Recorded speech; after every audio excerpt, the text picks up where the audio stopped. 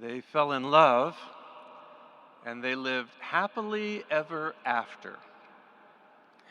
If that sounds familiar to you, it's probably because you've read or watched a romantic fairy tale at one point or another. What does it mean they fell in love? It sounds so easy, so natural. But in reality, Christian love is much different. If you look in the dictionary for the word love, you'll probably see something like this: a strong feeling of attachment to someone, a warmth for them, a bond.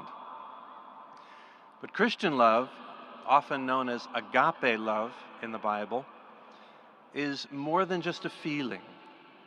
It's a choice.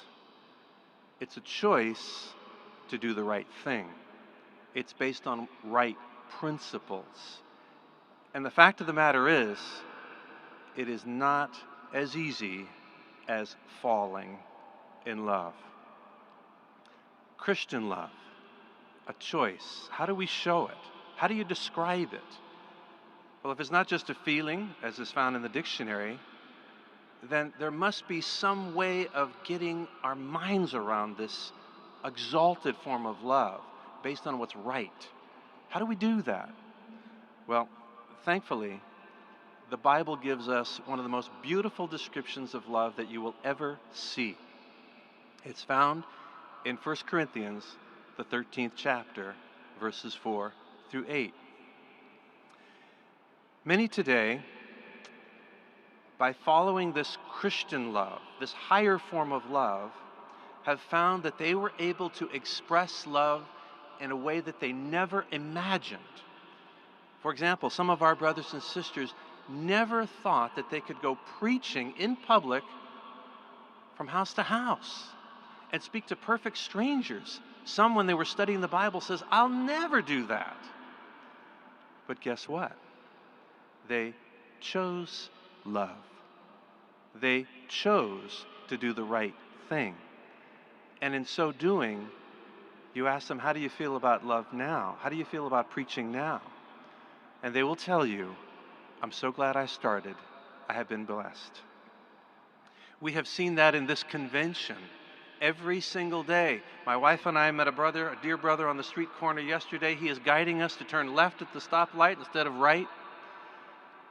We said, "Brother, how long have you been here?" He says, "I've been here since 6 this morning." "How long are you going to be here?" He says, "I'm going to be here 4 hours this morning. I'm going to take a break, and then I'm going to be back and do 5 hours at this same stoplight this afternoon." 9 hours at the same stoplight, telling us to go left instead of right. He got up at 4 in the morning to do this every day, like countless other ones have done the last 3 days.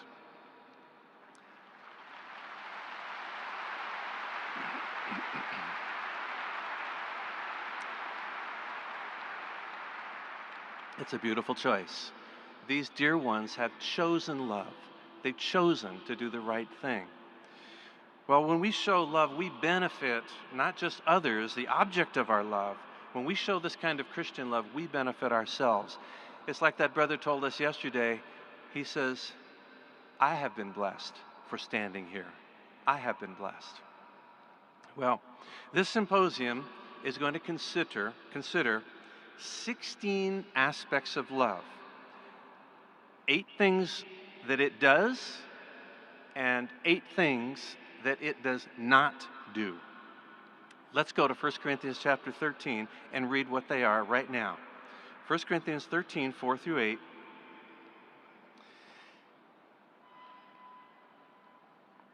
It says, "Love is patient and kind.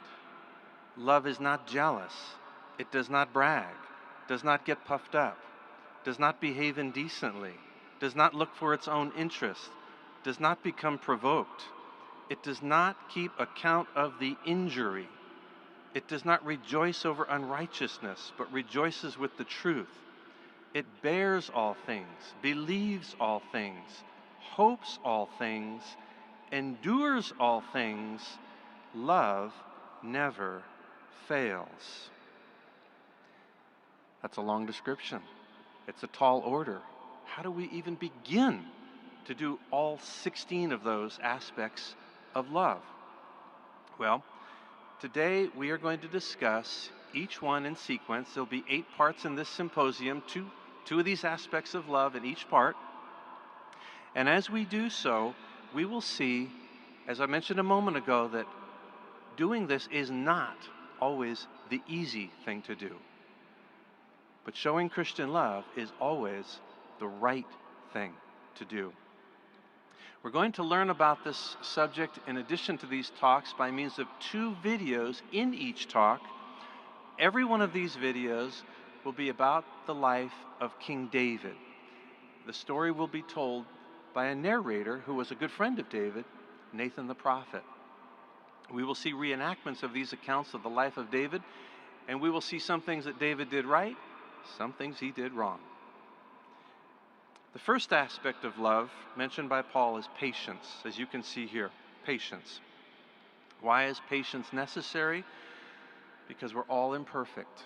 We're all imperfect. We have to patiently put up with one another. And isn't that realistic? If we sin every day, what are the odds that we are going to sin against someone else? And other people are going to sin against us. It's just going to happen frequently. So without patience, we will not be able to fully show love and to experience love with other people. So being patient actually brings peace. Peace with others, peace with Jehovah. So as you watch the following video, note how David patiently endured ridicule from a person named Shimei.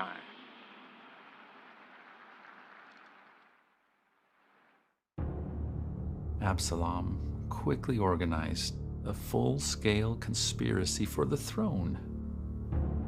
He forced his own father, King David, to flee for his life. While David was traveling through Bahurim, Shimei began walking along a mountainside.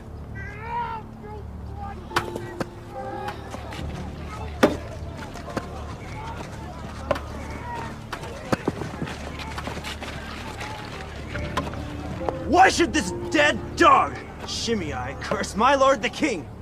Let me go over, please, and take off his head. What happened next, Nathan? Well, David wasn't so quick to act. Leave him alone! Perhaps Jehovah will see my affliction and will restore goodness to me.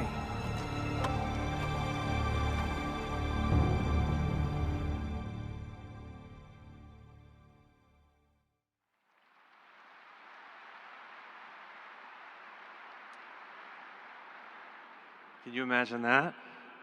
The king of Israel, and somebody is throwing rocks at him. His wife, or in his case, wives, were there.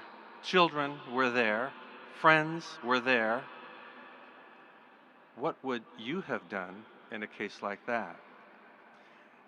Did you notice in the scene that after the rock throwing started, Abishai, one of David's men, said, "Please let me just take off his head."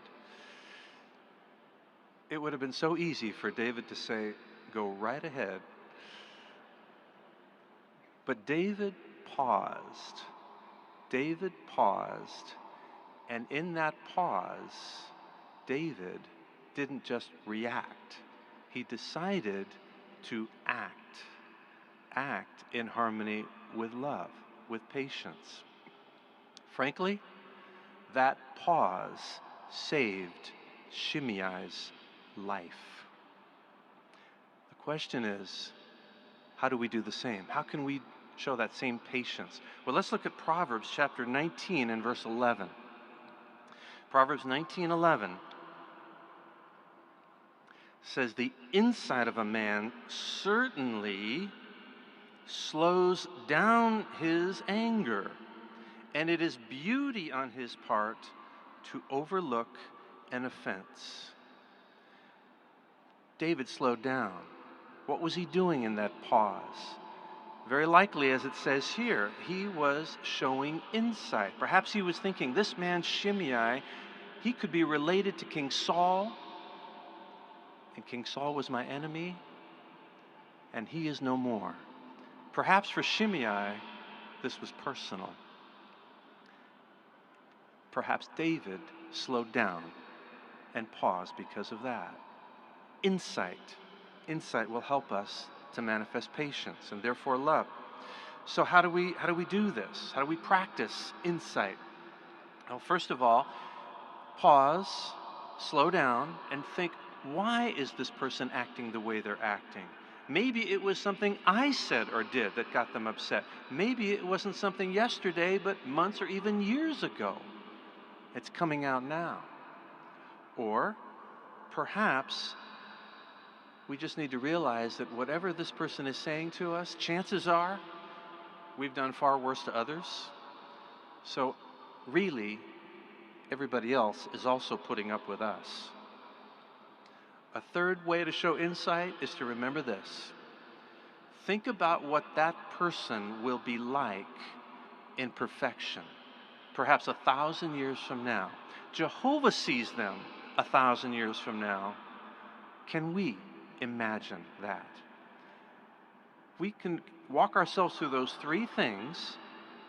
We too can show patience. What about kindness? The second element of love. Well, kindness is shown in basically two ways. What we say and what we do. What we say and what we do. Remember, kindness, just like any other aspect of love, is not always the easy thing to do. It's a choice. So, love will move us to do something if we see someone who's in need. Let's take a look, for example, at another video and watch how David showed kindness to a man named Mephibosheth.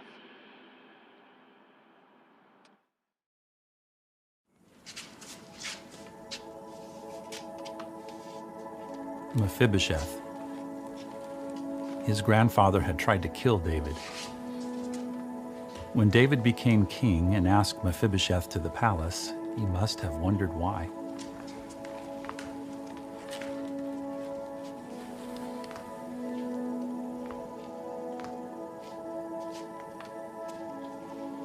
Here's your servant.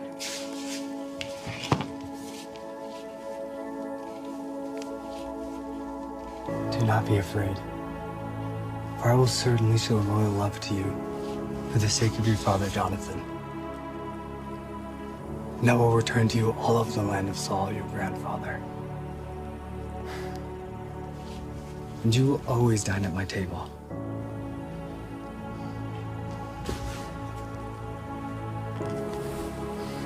What is your servant that you have turned your attention to a dead dog like me?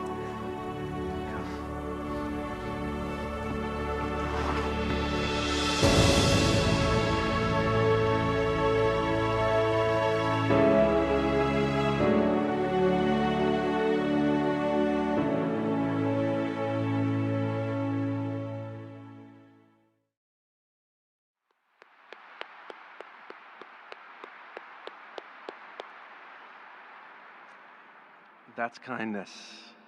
It's kind of David, was it not, to seek out this man and bestow upon him an honor of sitting at the king's table, an honor that so few in the empire received. Why? David took the initiative to do the right thing. Mephibosheth was Jonathan's son. Jonathan was David's friend. So, can we do the same? Can we seek out others that are perhaps disadvantaged, perhaps not disabled necessarily like Mephibosheth, but we have those who are sick, we have those who are elderly. Yesterday we discussed the widows, the orphans in the congregation. Taking the initiative to do the kind thing isn't always the convenient thing. David was kind.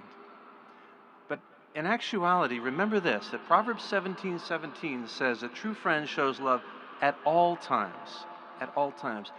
David was also showing kindness to someone who was not in the scene you just saw. David was showing kindness to a dead man, his friend, Jonathan.